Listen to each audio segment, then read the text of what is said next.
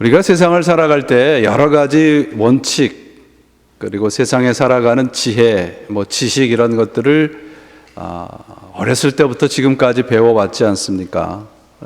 지금 제가 여러분들에게 말씀드리는 것을 언제 배웠는가 한번 생각해 보세요. 네가 가진 것을 다른 사람과 나누어라. Share everything이에요. 그 다음에 놀 때는 좀 정정당당하게 놀아라. Play fair. 다른 사람 때리지 마라. Don't hit people. 그리고 놀이를 한 후에는 장난감을 제대로 제자리에 갖다 놓아라. Put things back where you found them. 그리고 네가 어질러 놨으면 청소를 해라. Clean up your own mess. 그리고 네 것이 아니면 절대 가지고 가지 말아라. Don't take toys that aren't yours. 남에게 미안한 짓을 했으면 미안하다고 반드시 얘기해라. Say you are sorry when you hurt somebody. 밥 먹기 전에는 꼭 손을 씻어라. Wash your hand before you eat. 여러분들 이런 거 어디서 다 배우셨어요? 대학교에서 배우셨어요? 고등학교에서 배우셨어요? 아니면 유치원에서 배웠습니다. 이 로버트 포함이라고 하는 분이 쓴 책에 나오는 내용이에요. 우리 삶에 필요한 모든 것은 우리가 유치원에서 배웠다는 거예요. All I really need to know, I learned in the kindergarten. 우리 삶에 필요한 지혜를 우리가 나이가 먹어서 배운 것도 아니고 아주 어렸을 때 유치원에서 배웠다는 말입니다. 주일학교 놀이터에서 배웠다는 말씀인데요. 이 작가가 이야기하려고 하는 것이 뭘까요? 우리가 이 세상에서 우리의 본래의 사람다움을 찾아가기 위해서는 큰일 할 필요가 없다는 얘기예요. 한번 생각해 보세요. 우리가 유치원에서 배운 것조차도 제대로 지키지 못하고 살아가는데 뭘 세상을 변혁을 할 수 있겠어요? 그렇지 않아요, 여러분? 주일학교에서 배운 것조차도 우리가 삶에 적용을 하지 못하고 살아가면서 무슨 거창하게 사회 문제를 이야기하고 정치를 이야기하고 경제를 이야기하고 변혁을 이야기할 수 있겠습니까? 우리 스스로 한번 생각을 한번 해보세요. 내가 신앙을 가지고 무슨 일을 할 거냐예요. 우리가 믿음이 무엇에 필요할 거냐라는 얘기를 하고 싶은 겁니다. 이 세상에 여러 가지 종교가 있는데 세상의 모든 것에 신적인 요소가 있다고 믿는 게 우리 이제 소위 팬테이즘이에요. 범신론입니다. 이 범신론이라고 하는 것은 항상 장소와 공간을 구별시킵니다. 이쪽은 거룩한 곳, 이쪽은 그렇지 않은 곳, 성과 속을 구별을 합니다. 그래서 건물을 짓고 장소를 구별을 해서 거기에서만 어떤 신적인 요소, 거룩한 것을 찾으려고 합니다. 근데 우리 기독교는 그렇지 않아요, 여러분. 기독교는 우리가 살아가는 장소나 공간을 거룩하게 하는 종교가 아니라 우리 기독교는 우리가 살아가는 시간을 거룩하게 만드는 종교입니다. 상당히 달라요. 우리가 살아가는 시간이 거룩한 시간이라는 것을 믿고 그렇게 만들어가는 종교입니다. 그러므로 우리 그리스도인들에게 필요한 것은 거룩하고 아름다운 예배당이기보다는 거룩한 시간을 만들어가는 사람이 필요해요. 이 거룩한 시간의 확장을 위해서 우리 교회가 필요한 것입니다. 내 가정, 일터, 학교, 삶에 우리가 살아가는 모든 시간을 거룩한 것으로 만들어갈 책임이 우리 그리스도인들에게 있다는 말씀입니다. 이런 것을 위해서 우리가 필요한 것이 뭔가? 유치원으로 돌아가야 돼요. 기본으로 돌아가야 합니다. 근본으로 돌아가야 합니다. 믿음의 근본으로 돌아가야 합니다. 믿음의 근본이란 우리가 왜 믿음을 가지고 있고 열심을 내느냐, 그것은 내가 변하는 싸움을 하자는 거예요. 계시록에 이제 7교회가 나오는데요. 7교회들 중에서 공통적으로 7교회 모두는 경제적으로, 정치적으로, 사회적으로, 영적으로 핍박을 받아왔습니다. 우리 지난주일까지 살펴봤던 2장에 나오는 4개의 교회들은 그래서 외적인 핍박을 많이 받았습니다. 이단이라든지 이단 사설이라든지 어떤 우상이라든지 정치적인 권력의 어떤 압박과 핍박이라든지 이 외적인 압박과 싸워왔습니다. 오늘부터 살펴볼 3장부터 나오는 3개의 교회들은 그런 것보다는 내부적인 문제가 생겼던 거예요. 내적인 요소로부터 내적인 문제, 교회 안에서의 문제가 생겨서 성령님으로부터 꾸중을 받고 세상 사람들로부터 비난을 받게 되었던 것입니다. 오늘 본문의 사대교회가 그 대표적인 교회인데요. 사대교회가 있었던 이 사대라는 지역은 그야말로 자연적으로 하나님의 그 은혜를 받은, 특혜를 받은 그런 곳입니다. 다른 나라가 침략하기에도 아주 어렵게 만드는 난공불락의 그런 지역의 자리를 잡고 있었고, 또 이 지역에서는 수많은 어떤 경제적인 것들이 아주 용이하게 돼 있어서 굉장히 부유했던 곳입니다. 그래서 예수님 그 태어나시기 600년, BC 600년 전에 이 사대 지역이 아주 전성기를 맞이하는데, 그래서 이 부를 상징하는 왕의 이름이 크로수스라는 사람인데, 이 사람이 바로 이 사대 지역의 왕이었습니다. 그리고 이쪽에서는 인류 최초로 금으로 된 동전을 만드는 그런 곳이기도 해요. 그래서 이 옷을 만드는 어떤 이 옷감이라든지 귀금속이라든지 특별히 사금이 유명했던 곳입니다. 그러니까 모든 사람들이 아주 풍요롭게 살았던 곳입니다. 모든 면에서 경제적으로, 군사적으로, 지형적으로 천혜의 최상의 조건을 갖추고 있었던 곳입니다.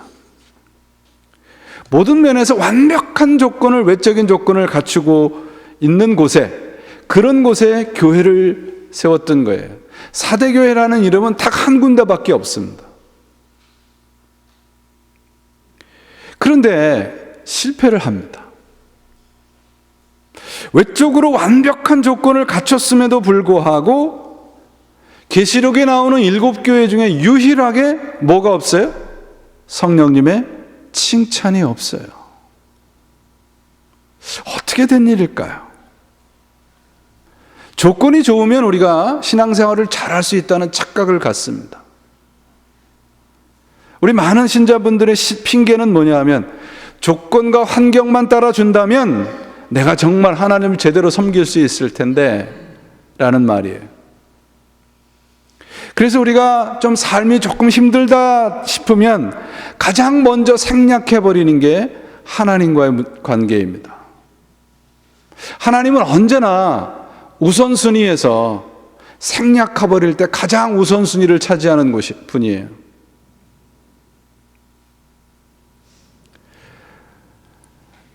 외적인 조건이 완벽했음에도 불구하고 교회가 실패했다는 얘기는 우리들에게 시사해 주는 말씀이 상당히 큽니다. 1절을 보시면 사대교회 사자들에게 편지하기를, 하나님의 7영과 7뼈를 가진 이가 가라사대 내가 내 행위를 아노니 내가 살았다 하는 이름은 가졌으나 죽은 자로다. 사대교회에 말씀하는 그 성령의 모습이 7영과 7뼈를 가진 분이라고 얘기하고 있어요. 그러면 뭐 성령이 7이라는 소리인가? 아닙니다. 그 말씀하시는 성령님이 완벽하신 그런 성령이라는 뜻입니다. 완벽하게 꾸짖고 있다는 말씀이에요. 7별이라는 말씀은, 별은 언제나 지도자를 상징합니다. 7별을 가지셨던 말씀은 지도자로서 완벽하신 분이 말씀하시고 꾸중하고 계신다는 말씀이에요. 그 꾸중이 뭔가 하면 살았다 하는 이름은 가졌다. 그러나 너는 죽었다. 그런 말이에요. 살았다 하는 이름이라고 하는 뜻이 뭘까? 영어 성경을 보니까 A reputation of being alive 그렇게 번역을 했어요. 소문이 굉장히 좋은 교회다. 그런 말이에요. 저 교회는 뭔가 부흥하고 뭔가 정말 저 교회 가면 무슨 일이 일어날 것 같은 사람들이 굉장히 주목하고 사람들의 칭찬이 자자한 교회였다는 겁니다. 사람들은 사대교회를 칭찬한 거예요. 지금으로 말하자면 숫자도 많고 좋은 예배당도 있고 좋은 프로그램도 있습니다. 그래서 저 교회 가면 뭔가 있을 것이다. 사람들이 구름대처럼 몰려갔다는 말씀이에요. 그런데 성령님의 평가는 죽었다는 겁니다. 참으로 두려운 평가죠. 사람들은 입에 침이 마르게 칭찬을 하는데 주님께서는 죽은 교회라고 말씀을 하고 있습니다. 누가 옳은 걸까요? 왜 성령님께서는 무슨 이유 때문에 사람들의 칭찬이 자자한 사대교회를 죽은 교회라고 말씀을 하셨을까요? 조금 전에도 말씀드렸지만 7교회 중에 유일하게 칭찬의 내용이 없는 교회가 사대교회입니다. 그 말씀은 칭찬할 것이 없다는 얘기는 그 교회나 세상이나 별반 차이가 없었다는 얘기예요. 마치 라이온스 클럽과 같은 사람들이 만나서 교제하는 일은 있었지만 영적인 일들은 일어나지 않았다는 말씀입니다. 교회가 세상과 차이가 없었어요. 여러분, 뭔가 우리가 하나님에 대해서 열정을 가질 때 이단이라는 문제와 싸우기도 하고, 하나님에 대해서 열정을 가질 때 믿음에 대한 도전도 받는 거예요. 그런 것이 없었다는 얘기입니다. 이 교회에 물론 사랑, 믿음, 거룩함 이런 종교적인 가르침이 없었던 것이 아닙니다. 그런데 부족했던 것은 참된 열심이에요. 사람 보기에는 열심은 있었습니다. 교회로서 갖춰야 될 것을 거의 완벽하게 갖춘 교회였습니다. 그러나 하나님의 보시기에는 죽었다는 것입니다. 하나님의 기준에 미달됐다는 말씀이죠. 저는 여러분들에게 교회가 큰 교회가 잘못되고 작은 교회가 살아있는 교회라는 얘기를 드리는 것이 아닙니다. 사대교회는 외형적으로 물질적으로 전혀 문제가 없었습니다. 전형적으로 안정된 교회였습니다. 그러나 죽었다고 말씀합니다. 왜 그럴까? 우리가 신앙적인 열심이 외적으로 드러났기 때문에 그래요. 어떤 일로 드러났기 때문입니다. 일이나 프로그램이나 이런 것들은 활발했으나 영적으로는 죽은 교회였다는 겁니다. 그렇다면 성령님이 원하는 교회의 모습은 뭘까요? 그것은 참된 열심과 열정이 살아있는 교회입니다. 우리 한국 교회처럼 열심인 성도들이 어디 있어요? 미국 교회 분들이 깜짝깜짝 놀라잖아요. 우리 이 지역의 감리사님이 처음으로 한국에 가서 한국교회를 방문하고 오셨어요. 그러고 나서 미국 목사님들한테 이메일을 보냈는데 그 내용이 뭔지 아세요? 우리 미국 교회도 새벽 기도 합시다. 얼마나 열심입니까? 전 세계를 통틀어서 아마 우리 한국 사람들처럼 교회 신앙에 열심인 분들은 거의 없을 거예요. 새벽에 모여 기도하고 전 세계에 정말 빠질 곳이 없이 선교사를 파송하고 중국 사람들이 모여서 식당을 차릴 때 우리 한국 분들은 교회를 개척을 했습니다. 열심히 전도하고 구제하고 세상에 많은 것을 베풀었습니다. 그런데 세상은 교회를 칭찬하지 않아요. 오히려 비난을 합니다. 더더군다나 우리 기독교가 세상에 영향력이 참으로 미미합니다. 이유가 뭘까요? 그 이유는 우리의 믿음이 우리의 현장에서, 삶의 현장에서 힘을 발휘하지 못하기 때문입니다. 신앙적인 열심이, 종교적인 열심이 우리 현실에서 힘을 발휘하지 못하고 능력으로 나타나지 않기 때문에 그런 거예요. 교회라고 하는 구별된 장소와 이름은 가졌으나 내가 살아가는 자리에서 믿음의 열심이 실력으로 나타나지 않았기 때문이 아닌가요? 우리가 교회라는 이름으로 모여서 세상에 구제도 해야 됩니다. 가난하고 정말 헐벗은 사람들한테 교회가 손을 분명히 내밀어야죠. 그러나 구제가 우리 교회가 해야 할 전부는 아니에요. 여러분, 적십자사나 이런 구제단체보다 우리 교회가 조직적 면에서, 효과적인 면에서 얼마나 더 잘할 수 있겠어요. 세상에서 인정하는 그런 외형적인 일이 우리 교회가 해야 할 전부가 아니라는 말씀입니다. 만약에 그런 것에만 교회가 힘을 쓴다면 마치 한 가정의 가장이 자기 집은 돌보지 않고 남의 집에 쌀 떨어졌나, 남의 집이 굶고 있나만 보고 있는 것과 마찬가지예요. 교회가 가르치고 힘써야 할 것은 우리의 삶의 모든 면에서 하나님을 의지하고 순종하는 싸움을 살라는 것을 가르치고 훈련해야 합니다. 그러면 구제도 되고 전도도 되는 거예요.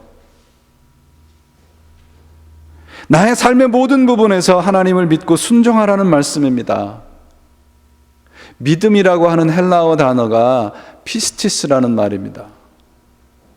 우리말 성경에 신실하다, 성실하다, 믿는다라고 하는 말은 헬라어에 다 하나 똑같은 단어 피스티스라는 말입니다. 그렇다면 세상에서 성실하게 살아간다는 말은, 우리 신자로서 성실하게 살아간다는 말은 무엇이에요? 믿음으로 행한다는 말이에요. 믿는 자로 살아간다는 말씀입니다. 내가 하는 일을 믿음으로 하는 거예요. 성실하게. 그것이 신실한 거예요. 그게 믿는 자의 모습이라는 말씀입니다. 성경이 말하는 신실과 성실함이란 믿음으로 모든 일을 하는 거예요. 성경에도 말씀이 있잖아요. 누구에게 하듯 하라요? 주께 하듯 하라. 믿음은 하나님이 원하시는 것을 하는 일입니다. 성실함이 성공을 말하는 게 아니잖아요. 말하는 그런 의미가 아니듯이 믿음 역시도 세상에서 인정받고 칭찬받는 것이 아니라는 말씀입니다. 믿음을 가지고 살아가면 세상에서 칭찬도 받겠죠. 그러나 그것이 목표가 아니라는 말씀입니다. 믿음을 가지고 우리가 하나님에게 정성을 들이고 치성을 들이고 열심을 들여서 내가 원하는 것을 받아가는 수단과 방법이라고 생각하시지 마세요. 믿음이라 하나님께 정성을 바치는 그 문제가 아니라 하나님의 뜻을 따라가는 거예요. 믿음은 하나님의 말씀을 가지고 내 삶 속에서 그 말씀을 재해석해내는 거예요. 말씀을 구체화하는 겁니다. 곧 눈에 보이게 하는 거예요. 정성과 열심을 바치는 것이 믿음이 아니라 하나님의 뜻을 순종하는 겁니다. 하나님의 뜻을 순종한다 그러면 우리는 늘 어떤 종교적인 문제라고만 생각합니다. 그렇지 않습니다. 내가 원하는 것이 아니라 하나님의 원하는 것을 하는 것이 순종입니다. 하나님을 순종하기 위해서 그래서 필요한 것은 뭐냐 하면 첫 번째로 하나님을 제대로 아셔야 돼요. 사도교회에 말씀한 것을 보세요. 하나님의 기준이 다르잖아요. 세상 사람들은 살았다고 말씀하는데 하나님은 죽었다고 말씀하세요. 그럼 우리는 어디의 기준에 맞춰야 돼요? 하나님의 기준에 맞춰야죠. 그러려면 하나님을 제대로 알아야 합니다. 거짓 신앙과 참 신앙을 그러면 구분하는 기준이 뭘까요? 하나님이 인정하느냐 인정하지 않느냐겠죠. 성경을 통해서 보면 마태복음 7장 16절에서 18절 말씀에 보면 그 답이 나와요. 거짓 선지자들을 삼가라. 양의 옷을 입고 너희에게 나오나 속에는 노략질하는 일이라. 그들의 열매로 그들을 알지니 가시나무에서 포도를 또는 엉겅퀴에서 무화과를 따겠느냐. 이와 같이 좋은 나무마다 아름다운 열매를 맺고 못된 나무가 나쁜 열매를 맺나니 좋은 나무가 나쁜 열매를 맺을 수 없고 못된 나무가 아름다운 열매를 맺을 수 없느니라. 열매를 보면 안다는 얘기예요. 좋은 나무에서는 좋은 열매가 나오고 나쁜 나무에서는 나쁜 열매가 나온다는 겁니다. 그럼 우리가 신앙으로 갖춰야 할 것은 우리가 좋은 나무가 되는 거예요. 내가 변하는 거예요. 그래서 주님께서 마태복음 7장 22절에서 주님의 이름으로 선지자 노릇하고 귀신을 쫓아내고 많은 기적을 행한 사람들에게 주님은 뭐라고 말씀하시냐면 나는 너희를 도무지 모른다고 말씀하고 계세요. 우리가 신앙이 좋다는 기준을 열심과 열정에다가 두시지 말라는 말씀입니다. 오해하지 마세요. 열심 없는 그저 그런 대로의 신앙생활을 하자는 말이 아니잖아요. 제대로 된 열심을 갖자는 얘기죠. 참된 신앙의 열심은 어떤 성취나 업적으로 나타나는 것이 아니라 열매, 좋은 나무가 좋은 열매를 맺는 것, 곧 내가 변하는 거예요. 내가 사람다워지는 겁니다. 교회 안에도 교회 밖에도 사람답지 않은 사람들이 얼마나 많아요. 믿는다 하면서도 사람답지 않아요. 왜? 종교적인 일에만 매달리기 때문에 그렇습니다. 사람의 열심은 언제나 얼마나 많이 얼마나 크게 달려있지만 하나님의 관심은 거기에 있지 않아요. 하나님의 관심은 사람의 회복에 있어요. 사람다워지는 거에 있습니다. 좋은 열매를 맺는 좋은 나무로 되어 가는 거예요. 좋은 열매란 그러므로 내가 변하는 겁니다. 내 생각과 습관이 몽땅 변화되는 능력을 갖는 것이 참된 믿음이에요. 사대교회에 그래서 주님께서 다시 한번 기회를 주시잖아요. 어디서 떨어졌는지 생각해봐라. 회개하라. 돌아서라. 왜 그런 마음이 없어졌는지, 어디에서 잘못되었는지 돌아보라는 말씀입니다. 그렇다면 우리들에게 오늘 이 사대교회를 통해서 선포하는 메시지가 무엇인가요? 우리가 지금 사대교회와 같은 사대 지역과 같은 그런 곳에서 살고 있지 않나요? 미국이라고 하는 최상의 조건에서 살고 있습니다. 그렇다면 우리가 누리고 있고 우리가 가지고 있고 우리가 지금 성취한 것을 통해서 우리는 하나님과 더 가까워졌습니까? 아니면 하나님과 더 멀어졌습니까? 이걸 오늘 하나님께서 우리들에게 묻고 있습니다. 사대교회는 한때 충성스러운 교회였습니다. 그 교회가 갖고 있는 부와 명예로 말미암아 그러나 그들은 영적으로 죽어갔습니다. 성공주의, 기복주의, 물량주의 이런 것들이 교회 안에서 힘을 얻고 인기가 있습니다. 그러나 주님께서 분명히 말씀하세요. 종교적인 일들, 주의 이름으로 선지자 노릇하고 주의 이름으로 귀신 쫓아내고 주의 이름으로 많은 권능을 행한 것, 나는 너희들을 모른다고 말씀하세요. 참신앙은 그럼 무엇입니까, 여러분? 매일매일 실패하고 넘어지고 아파하게 살면서도 하나님을 두려워하고 하나님을 닮아가려고 애를 쓰는 삶을 사는 겁니다. 그게 참 신앙입니다. 우리 교회가 그런 교회가 되어야 합니다. 하나님, 내가 오늘 이번 한 주 이렇게 실패했어요.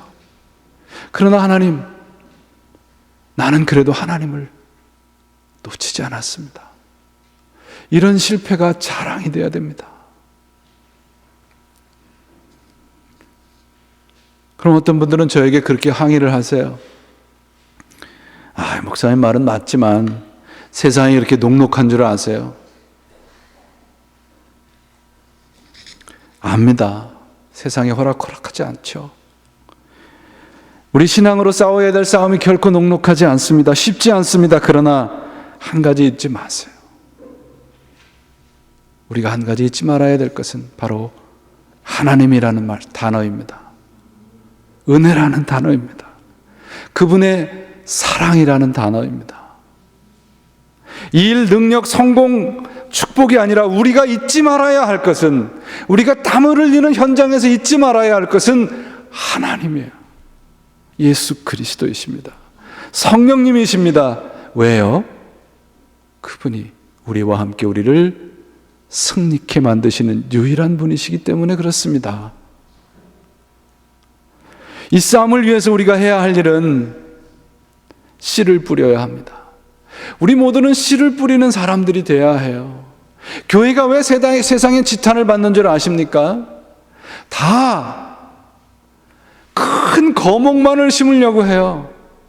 아무개 교회, 아무개 목사 이름만 적어 놓으려고 합니다. 큰 교회, 큰 건물.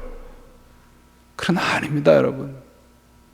왜 우리 신자들이 보잘것없는 씨앗을 뿌리는 일을 해야 하는가 하면 바로 거기에서부터 생명이 출발하기 때문에 그렇습니다. 씨앗의 특징은 잘 보이질 않아요. 작아요. 그러나 그것이 뿌려지는 곳에서만 나무가 자라고 곡식이 자라고 열매가 맺는 겁니다. 우리의 영혼 속에 예수 그리스도의 생명의 씨앗을 뿌리는 일을 하셔야 됩니다. 우리가 열심을 내야 할 것은 바로 예수 그리스도의 이름으로 십자가와 부활의 씨앗을 우리 자신의 영혼에게 뿌리는 겁니다. 그리고 이 세상 사람들 영혼에게 그 씨앗을 뿌리는 일을 게을리하지 않는 겁니다. 그것이 살아있는 교회고 살아있는 신자들의 모습입니다. 오늘 사대교회를 향한 하나님의 말씀을 보세요. 세상에서는 살아있는 자 같으나 주님 앞에서는 죽은 자가 되었다. 그럼 우리가 해야 할 일은 무엇인가요? 우리가 이 말씀 속에서 얻어야 하는 메시지는 세상에서는 죽은 자 같으나 하나님 앞에서 살아있는 자가 되어야 되는 것입니다. 그것이 성령이 원하시는 교회예요. 이런 교회와 신앙을 갖기 위해서는 우리가 해야 할 일은 참된 열심을 갖는 겁니다. 믿음에는 열심과 열정이 필요합니다. 그러나 잘못된 열심은 우리를 죽음의 길로 인도합니다. 여러분, 우리가 새벽부터 기도하는 열심이 우리의 일상의 삶에서 교회 안에서 땀을 흘리시면서 헌신하는 그 헌신의 모습이 여러분의 가정과 여러분의 삶 속에서 동일하게 나타나야 합니다. 사도교회가 놓친 것이 바로 이겁니다. 그들이 교회 안에서 예배당 안에서 하는 열심을 일상에서 놓친 겁니다. 화려한 꽃은 열매가 없다는 말이 있어요. 성경이 말하는 열심은 신실함이지 성취나 업적이 아닙니다. 아무도 보지 않아도, 아무도 인정해 주지 않아도 변함없이 하나님만을 바라보며 따르는 믿음이 참된 열심을 가진 믿음입니다. 사랑하는 여러분, 오늘날 우리는 무슨 정치적으로 어떤 권력적으로 교회 가지 마라, 그리스도를 믿지 마라, 이런 핍박이나 순교의 시대에 살고 있질 않잖아요. 그런데 더 교묘하게 오늘날은 뭔가 하면 타협과 동화의 시대에 살고 있어요. 뭐 그렇게 예수 믿는 거 어렵게 믿냐, 주여 주여 하면서 이 세상에서 잘 먹고 잘 살면 됐지. 네가 예수 믿는 거 인정해 주지만 그래도 세상적으로 우리와 비슷하게 살면 내가 인정해 줄게, 이런 시대에 살고 있단 말이에요. 제 후배가 저한테 글을 하나 보내줬어요. 저는 이것이 믿는 사람들에게, 우리 이 세상에서 살아가는 사람들에게 필요한 믿음이라고 봅니다. 나는 속물 근성을 가지고 태어났지만 속물로 살기를 거부합니다.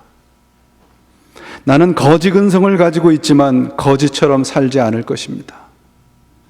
인간에게는 본성을 거슬러서 더 나은 가치를 따라 행동할 수 있는 고귀한 특성이 있습니다.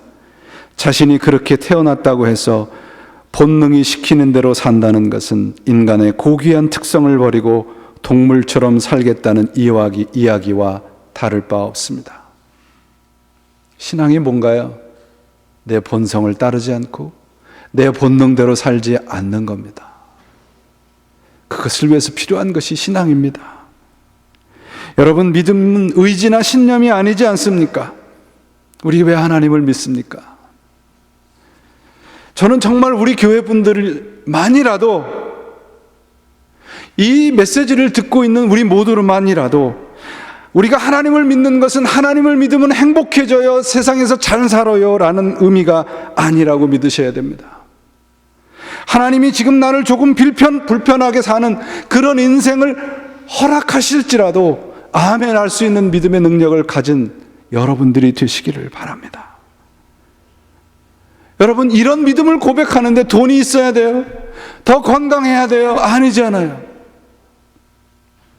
나에게 허락된 하나님의 약속은 그분은 반드시 지킬 거라고 하는 믿음만 있으면 됩니다. 하나님이 우리의 인생에서 걸어가는 우리 인생에 단 한시라도 눈을 떼지 않고 동행하고 계십니다.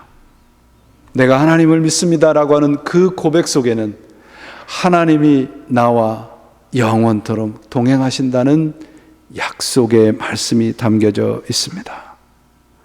우리는 하나님을 믿으면 병이 낫고 부자가 되고 행복하기 때문에 그분을 믿지 않습니다. 그저 하나님이기에 믿는 것이죠. 우리의 부족함이나 어리석음에도 불구하고 우리에게 약속하신 그 약속을 지키시는 그분 하나님을 믿는 것이고 그분에게 인생을 거는 것입니다. 이것이 믿음의 본질이에요. 평화의 기도라고 하는 유명한 기도문을 쓴 성 프란체스코의 또 다른 기도가 있습니다. 제가 천당에 들여보내달라고 기도하면 이라는 기도입니다. 주님, 제가 천당에 들여보내달라고 기도하면 당신께서 큰 칼을 든 천사들을 보내셔서 천국의 문을 제 앞에서 모두 닫아버리십시오. 제가 만일 지옥이 무서워서 당신을 사랑한다면 그 영원한 천길 불길 속으로 저를 던져버리십시오. 그러나 주님, 제가 당신을 사랑하는 것이 오직 당신 때문이라고 고백한다면 당신의 팔을 벌려서 저를 맞이해 주십시오. 사랑하는 교우 여러분, 열심이라는 말은 헬라어에 보니까 엔테오스라는 말인데요. 그 말씀은 하나님 안에 있다는 말씀입니다. 여기에서 열심이라는 단어가 파생되었습니다. 그렇다면 열심히 있는 사람은 누군가요? 내 환경과 조건과 그 어떤 상황이 올지라도 하나님 안에 살아가는 사람이 진정한 열심이 있는 사람입니다. 여러분, 여러분의 열심이 여러분의 일상에서 열매를 맺기까지 지지 마십시오. 세상은 우리들의 목적지가 아닙니다. 여러분의 열심이 하나님 안에서 풍성한 열매를 맺으시고 우리가 사람다워지는 그날까지 하나님의 말씀으로 늘 순종하며 살아가셔서 그 열심으로 세상을 이기시는 성령님께서 원하시는 성도들과 교회들로 변화되어 가시기를 주님의 이름으로 축원을 드립니다. 기도하시겠습니다.